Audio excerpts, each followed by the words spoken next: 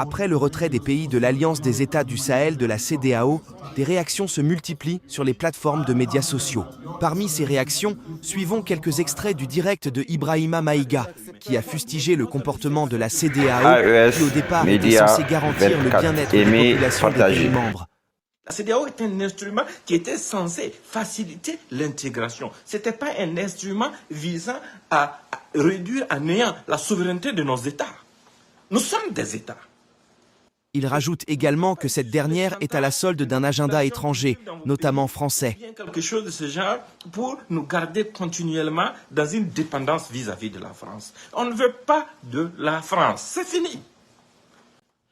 Et c'est aujourd'hui que vous revenez en arrière pour dire non, ce sont des membres importants, on peut trouver une solution politique. Mais quelle solution politique?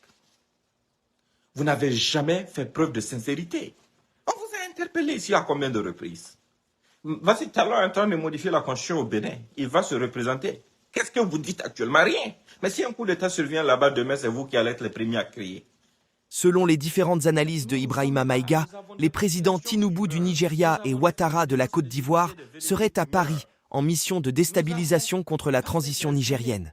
Dès qu'un farfelu comme Bazoum qui a osé affirmer à haute voix que ces terroristes sont plus aguerris que nos armées, dès qu'un farfelu comme Bazoum qui a soutenu des incursions terroristes en territoire malien, en territoire burkinabé, se fait renverser par des fils du Niger qui aspirent à conjuguer leurs efforts avec les pays frères du Mali et du Burkina Faso pour venir à bout du terrorisme, automatiquement vous vous levez pour dire non, il faut qu'on mobilise des forces pour aller attaquer le Niger.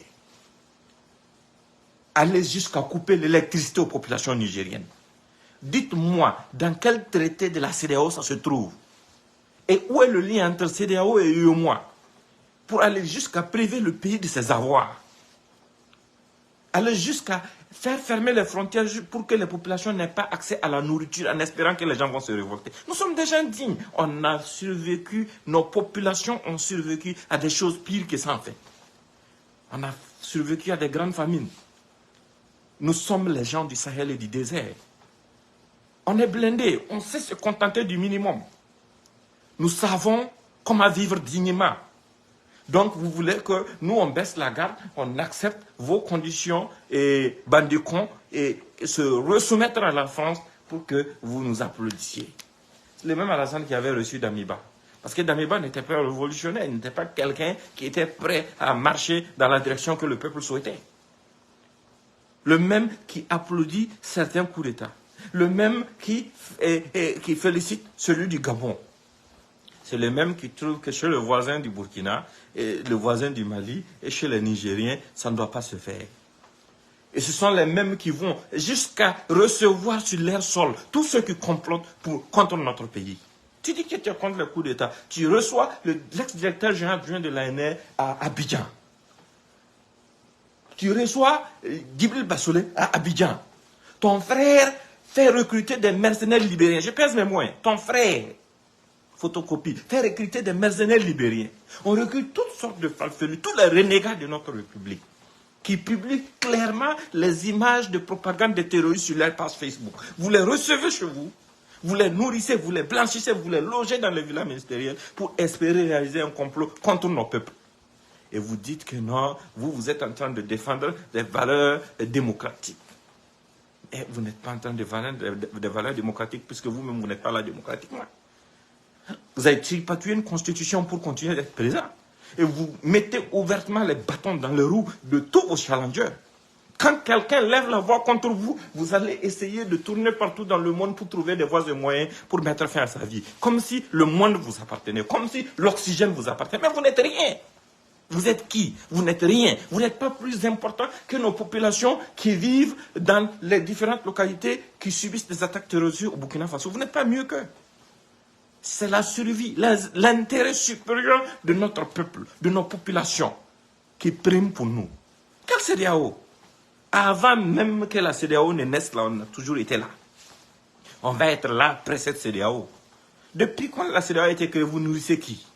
Et en sont là, non, on va imposer des taxes de résidence élevées contre vos populations. Mais sous cette CEDEAO même, vous l'avez déjà fait de par le passé.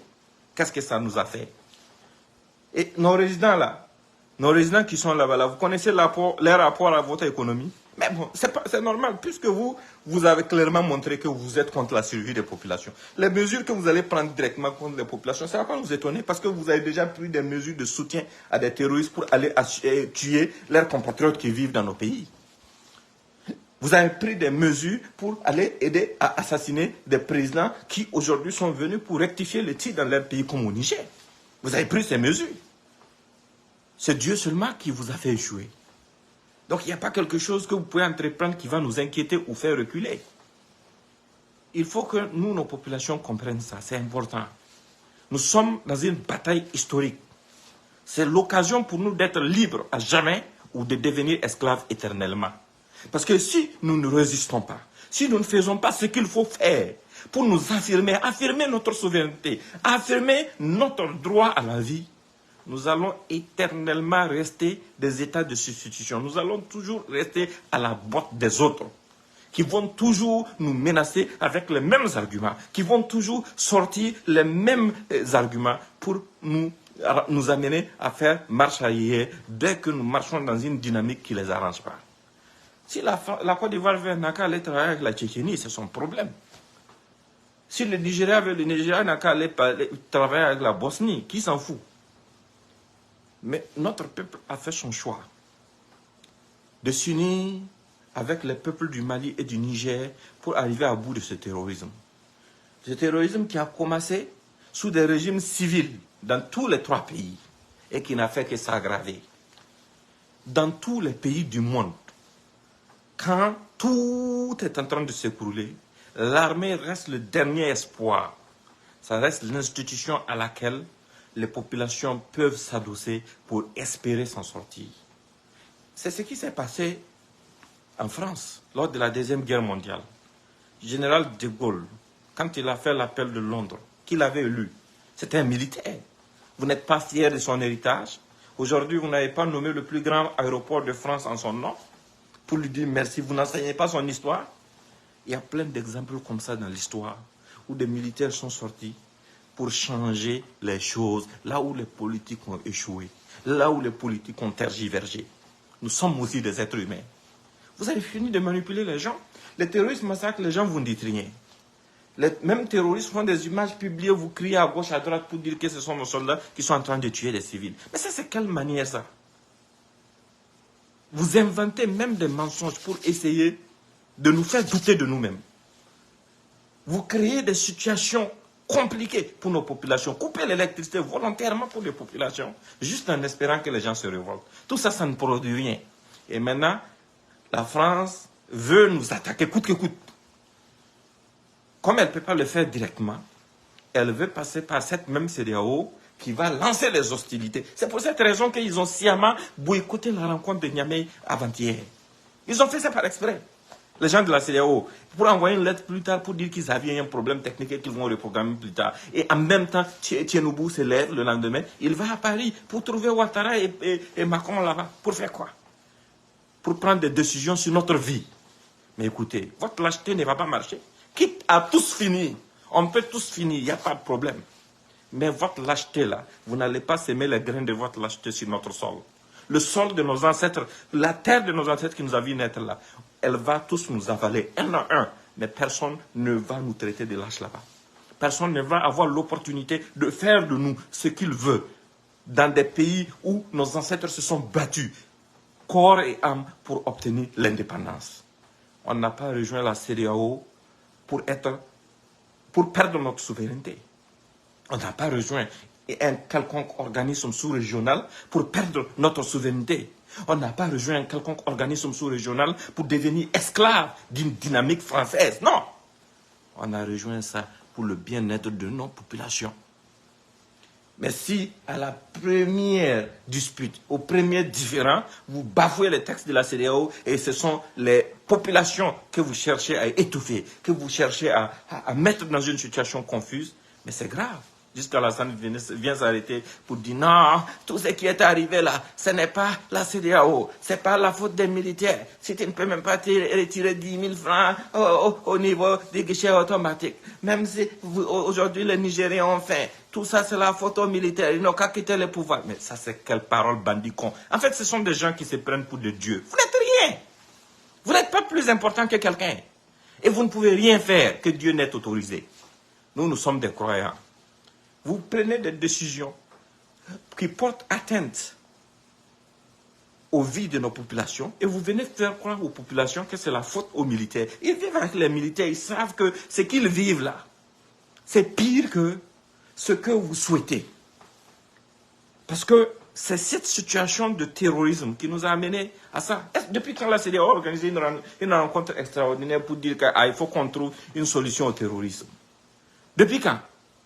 Depuis quand est-ce que la CEDEAO a organisé une rencontre extraordinaire pour dire que non, maintenant trop c'est trop, il faut qu'on s'élève et qu'on trouve une solution par rapport à Kidal, par rapport aux séparatistes.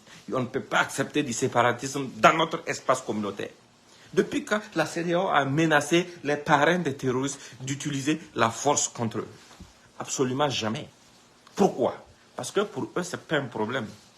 Mais dès qu'il y a quelque chose qui n'arrange pas les terroristes, cette CEDEAO se lève et communique immédiatement en soutien voilé aux terroristes. Ambalo, qui était récemment président de la CEDEAO, il est allé plus loin jusqu'à rentrer dans un discours ethniciste pour dire que non, les peuples sont pacifiques. Voilà. Mais qui parle de peuples au Burkina, au Niger, au Mali? Nous sommes pareils. Nous sommes un peuple. Même si la majorité de ceux au Burkina qui interviennent, qui sont dans le groupe terroriste, sont des peuples là. Depuis quand vous avez vu que les gens se sont levés pour en faire un sujet principal? Non. On sait que ce n'est pas tous les peuples qui sont dedans. Même Mbalo qui parle de peuples après ce qui s'est passé de l'autre côté à Karma. Mais ils ne savaient même pas que Karma, ce n'était pas une population peuple. Et nous, on a toujours dit, tant que la justice ne va pas établir que ce sont nous, nos hommes, qui sont responsables de ça, moi, je refuse de croire à ça. C'est impossible que ce soit nos hommes. Voilà, c'est impossible que ce soit nos hommes. On a toujours dit ça.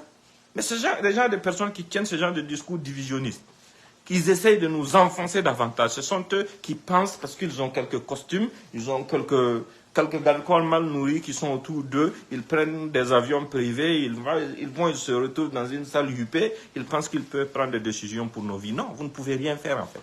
Ce n'est pas vous qui avez créé cette ère-là. Ce n'est pas vous. Et on n'a pas négocié notre indépendance avec quelqu'un. On ne l'a jamais fait. On n'a pas négocié notre indépendance.